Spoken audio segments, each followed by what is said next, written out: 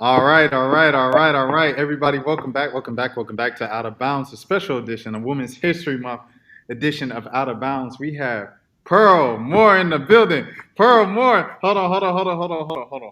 You got to step back. You got to step back. You know, when you in the presence of royalty, you got to. Oh man, we got Pearl Moore, the Yeah. queen, the scoring queen in college basketball, Division One college basketball. Pearl Moore. Pearl, how you doing Well, today? okay, wait a minute, Rashad. Let's just say, not Division One, career leading. There was Career leading. no corrected. That's what we're trying to get these people to correct. Co- It is women's college leading scorer, not Division One, not Division Two, overall. overall, college basketball queen of scoring. Pearl Moore. There we go. Over 4,000 points, 4,000 career points, 4,061 points. And like you said, this is something where you've been going crazy. Interview for the past month or so.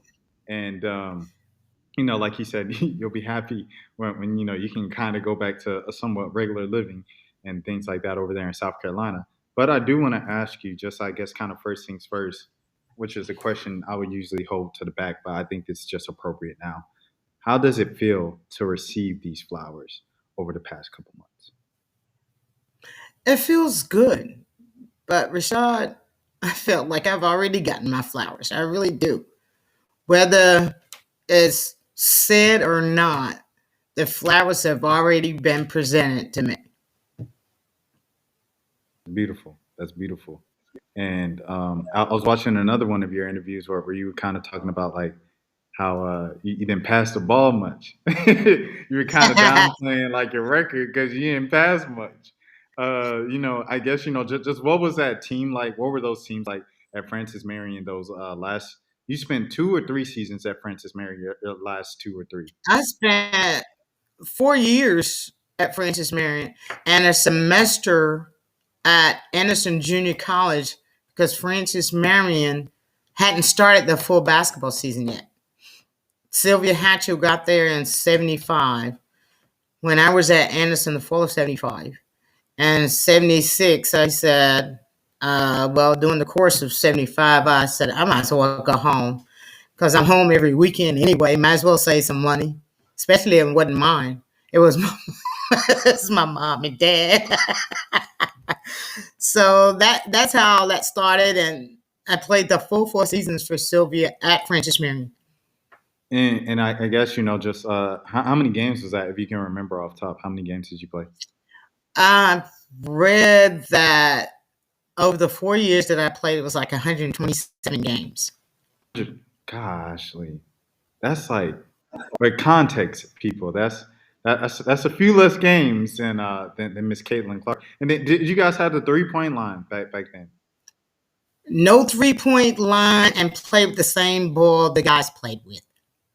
How the heck did you scored That's the 60 only one one we time? had, man. You have to use what you had. That's crazy. I guess just like Yeah. how many times or how did you finish through contact to get so many M1s? For 3 point play. I guess either they didn't want me to score or I wanted to force the issue. Did you That's I all I can think of. go ahead, go Yeah. ahead. What was the last thing I you said, said, Miss like, Mark? either I wanted to score or they didn't want me to score. In other words, I kind of forced the issue, like getting fouled. Right, My right. coach Sylvia said I used to wait on people so I can get the M1. But actually, if you look at a lot of basketball now, when somebody's chasing you down, especially high school, college, they are full speed. And you actually know what you want to do when you get to the basket. But they don't know what you want to do. They're thinking they're probably going to block the shot or whatever. And you got to protect yourself nowadays. So that's what I actually was doing, trying to protect me more. Because I remember one time in high school, I was playing, and not long ago, this friend of mine was playing against Mayo High School and Wilson High School. and I was probably like a freshman or a sophomore, being out of control like that. And I think they stole the ball, and I was trying to catch up with her, and she jump stopped, and I went over her head, jumped over her head. And I don't know how I didn't hurt myself or how I did, but I recalled that about 3 weeks ago because that's when Sylvia was saying the stuff about she waited on people and didn't actually wait on them. I remember that when I was actually playing basketball compared to not having somebody take you out because That you is really don't have control when you're actually sprinting on the floor like that. 100%. That's absolutely insane though that you like hurdled over somebody I, and I scored 60 points and scored over 4,000 career points in 120 games without a 3 point line. These are all just like incredible stats and incredible facts, by the way. So I just want to ask you, kind of like leaning onto that, skipping into today's game. Do you see anybody who's like similar to kind of your playing style? If you had to compare, it so people can know like how'd you looked out there? Well, to me, I was versatile offensively. I played defense. Some people think I didn't, but I actually played defense and I rebounded the ball. So the attributes of a lot of the players that I see with not a specific similarity. How do you feel about Juju Watkins? Uh, the actually I saw her a little bit yesterday when USC played. Stanford. Was it Stanford? They Yeah, beat they played. Stanford, but I didn't see a lot of the game. Okay, Because I okay. get on with a lot of people like you calling me. That's it. I'm sorry. I'm sorry. I'm just throwing stuff out there. Just throwing stuff out there. Um. Okay. Okay. I do want to ask about just in general with kind of the state of the game right now. Where do you see the state of the game? There's a lot of people who don't like where the game is. Me personally, especially on the women's side, I love where the women's side is right now.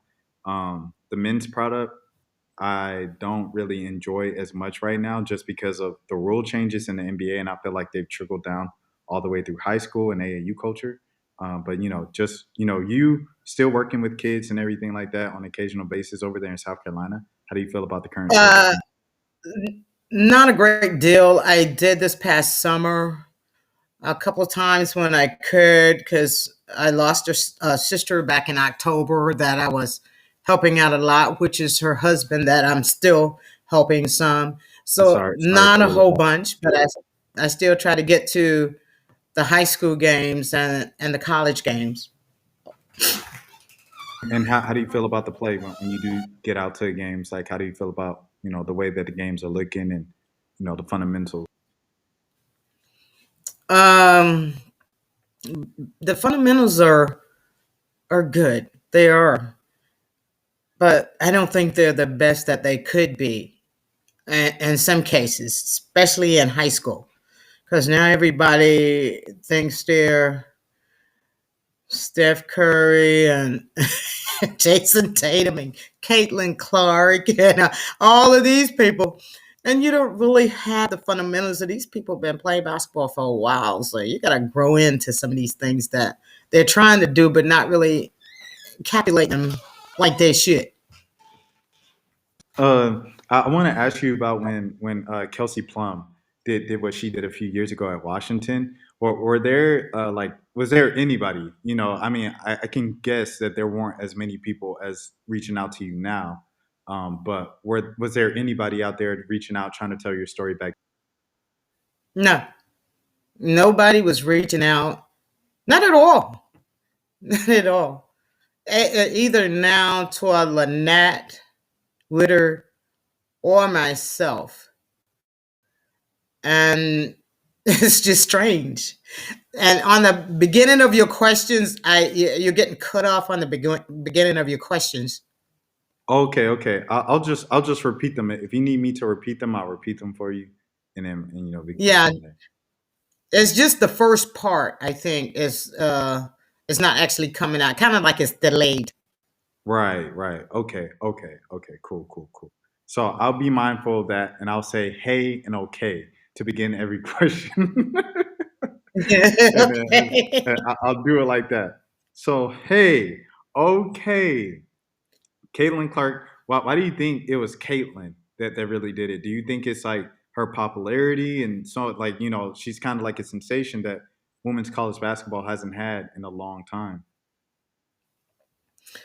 It's more not Caitlin just broke the threshold. Women's basketball, I'm gonna go back to hometown girl, home state girl,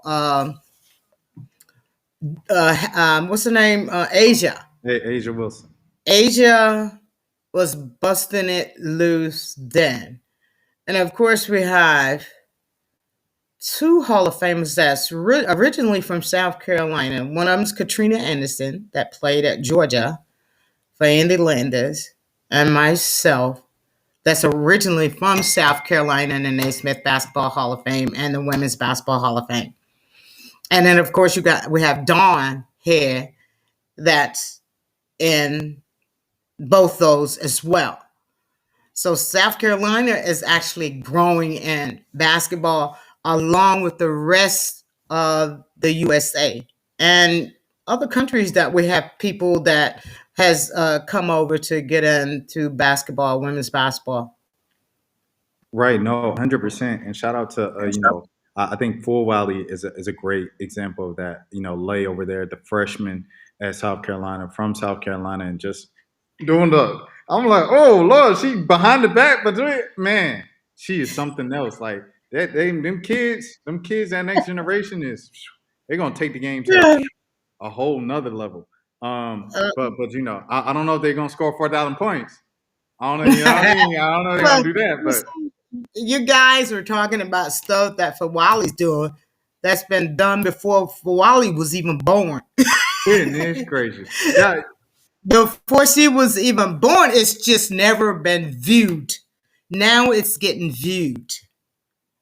And Because we women could play some basketball back then, but we had nobody to emulate.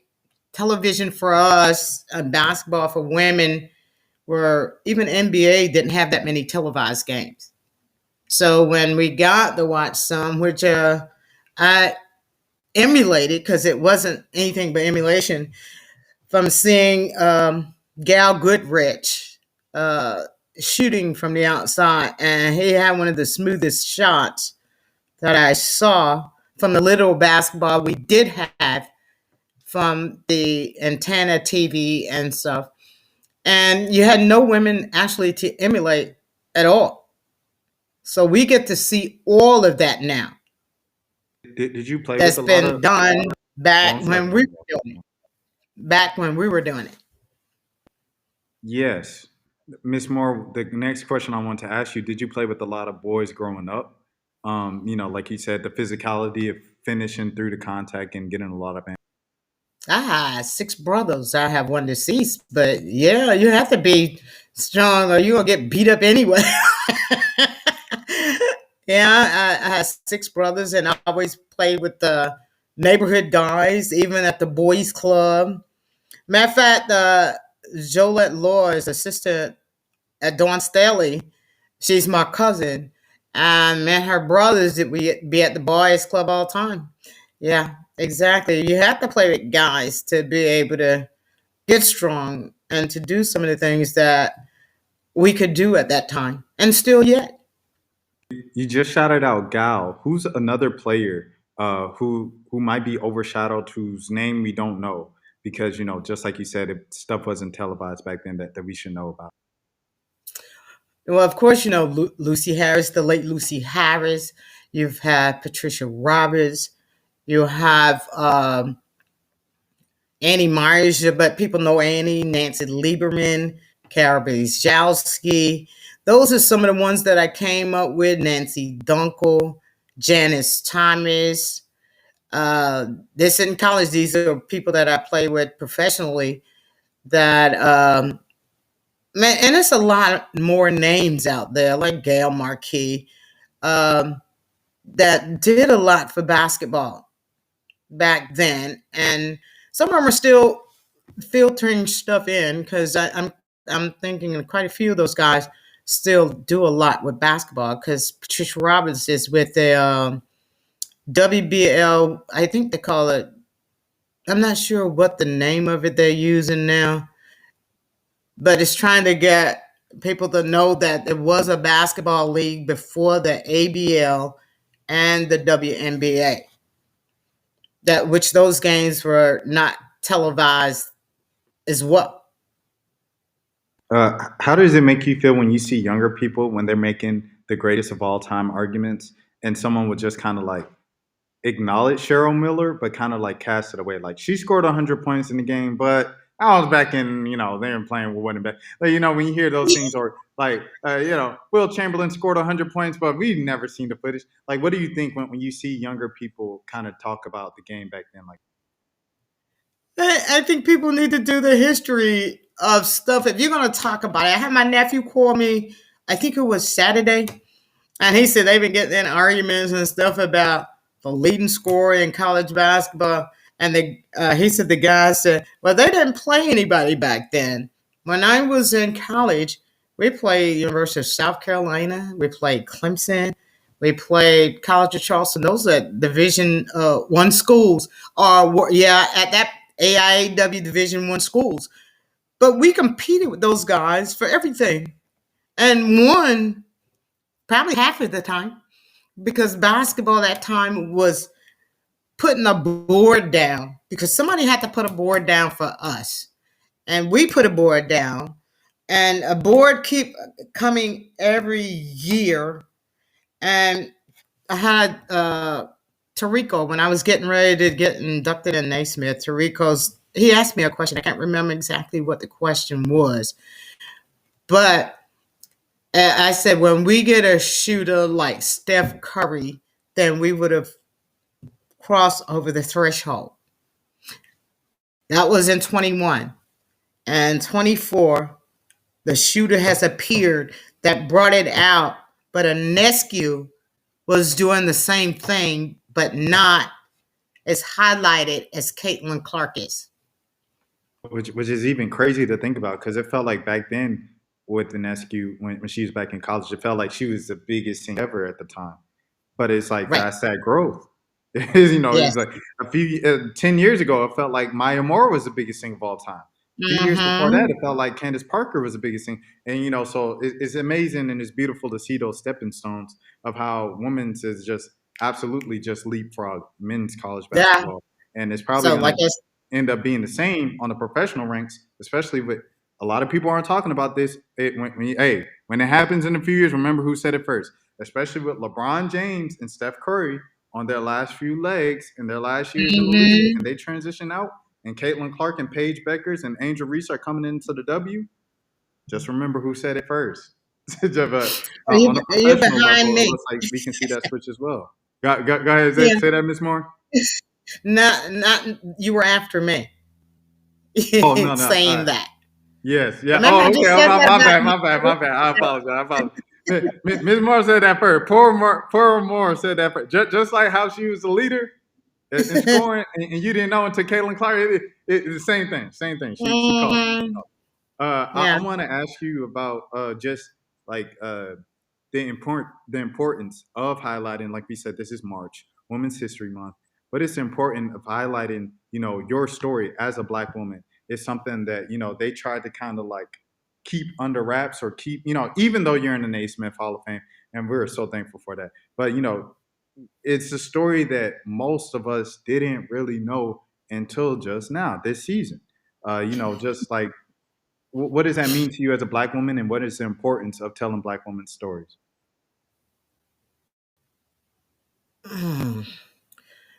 As a Black woman, I'm saying I play basketball because I love the game so much. The accolades, the media, and all that stuff, it came along with it. If I got it, I was okay. If I didn't, I was okay because I felt that and still feel that I am highly blessed. So we appreciate that so much, but you know whether you got it or not. We glad that you're getting it, and we gonna keep giving you them flowers and that attention and everything. We gonna keep doing that because that's what we have to do. That is our job, especially at Black Media. Shout out to Rolling Out, especially at Black Media. That is our job to tell Mhm. these stories and to make sure that they live on, and to make sure even when you get tired of the call, Ms. Moore, Florida, FMU gave me the information. Even when you get tired of the calls, we want to continue highlighting this story and give it the praise and the attention that it deserves because it's just sensational what you were able to do, and you definitely deserve those flowers. Like regardless if you want them or not, we're gonna give them to you anyway. So thank you so much for what Well, you've done. Thank you for paving the way. Thank you for letting us know what Full Volley's doing right now has been done before, decades ago. We just didn't know. Thank you for letting us know things like that. We mhm. need that, and we need Yeah. to keep that connection between the generations so we can accurately tell the story going forward. And it's not just Caitlin Clark beat Pete Maravich and Kelsey Plum. And I hate it. I'm gonna say it. I'm gonna just say it. Three white players were battling for the crown of the college scoring all-time record, and here's this black woman that we didn't acknowledge because the NCAA didn't want to acknowledge it back then, for Still the don't. reasons of being a woman and things like that. Go ahead, Miss Moore. Said it I said they still don't. I mean, again. And the still don't. college coaches, the college coaches took their wins over from the AIAW to the NCAA. But the players, look at back from 82, whenever, right before the NCAA took over, all those players that had records is pretty much obsolete. But that's okay. Somebody knows. Somebody knows.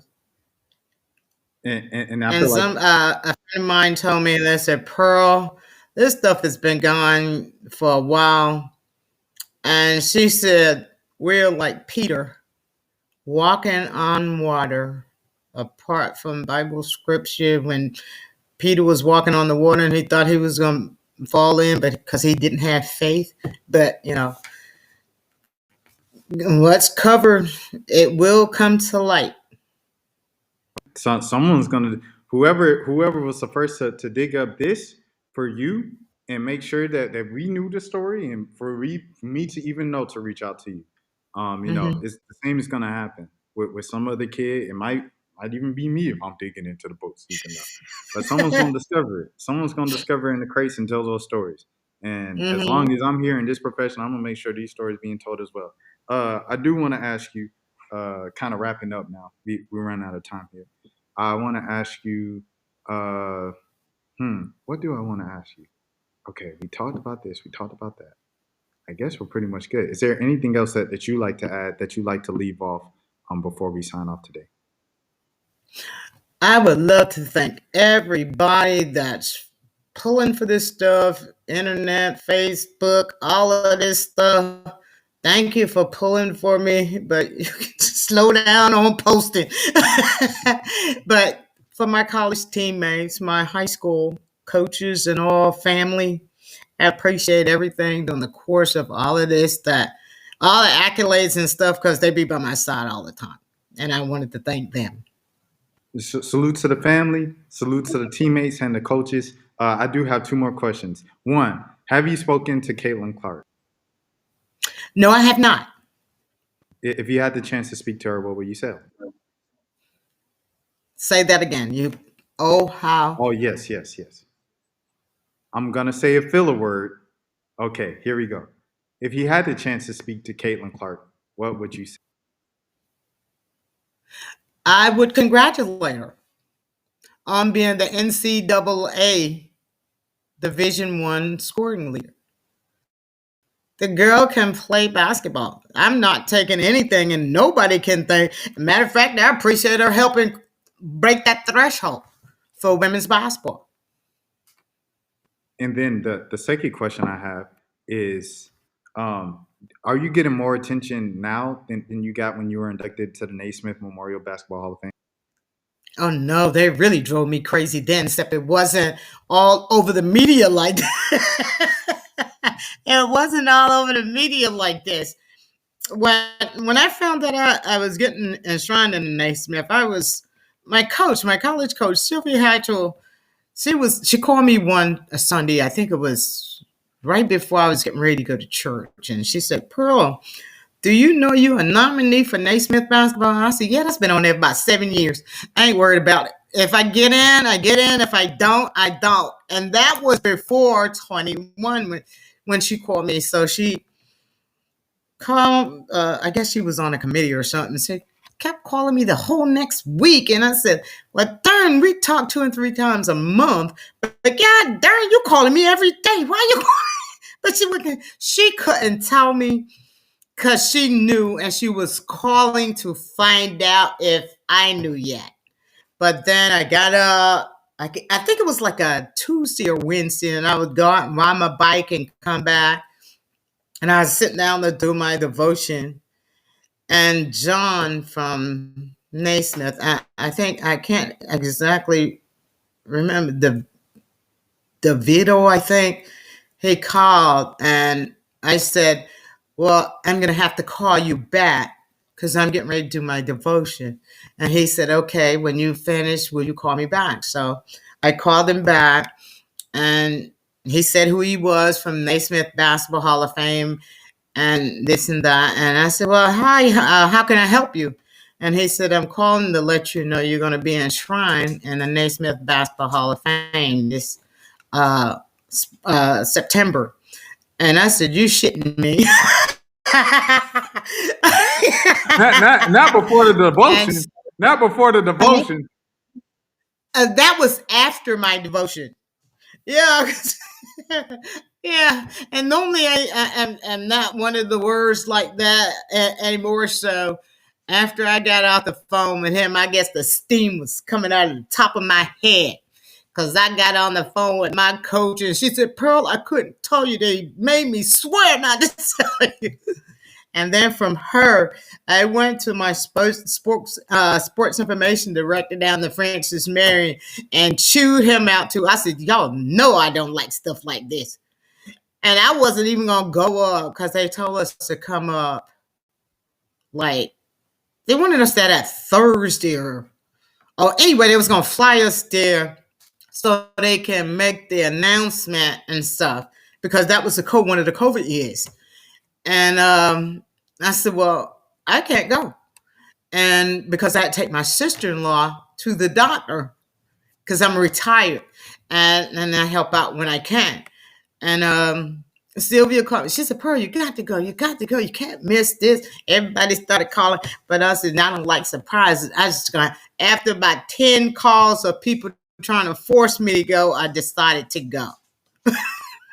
Miss Moore, I'm sensing the theme here that you don't really like to be bothered. You like the simple living, and you don't really like to be bothered with all the whoopla of you scoring 60 points, leaping over a whole nother woman during the game, and scoring over 4,000 points in 4 years, 4 seasons without a 3-point line. It's like you live this extraordinary life, and people want to acknowledge that what you've done is extraordinary. And you just want to be like, "Please leave me alone so I can get back to my day to day." It probably does seem that way. And for the most part, it is like that. It really is. Well, we appreciate Yeah, it anyway. it Thank really you for is. letting me bother you for 30 minutes here today. For Women's History Month and Out of Bounds, I'm Rashad Milligan from Atlanta, Georgia. All the way in Florence, South Carolina, we have Miss Pearl Moore. Thank you so much. Okay, Richard. Thank you too. All right, y'all. Peace out. Until next time, take care of yourselves. You too.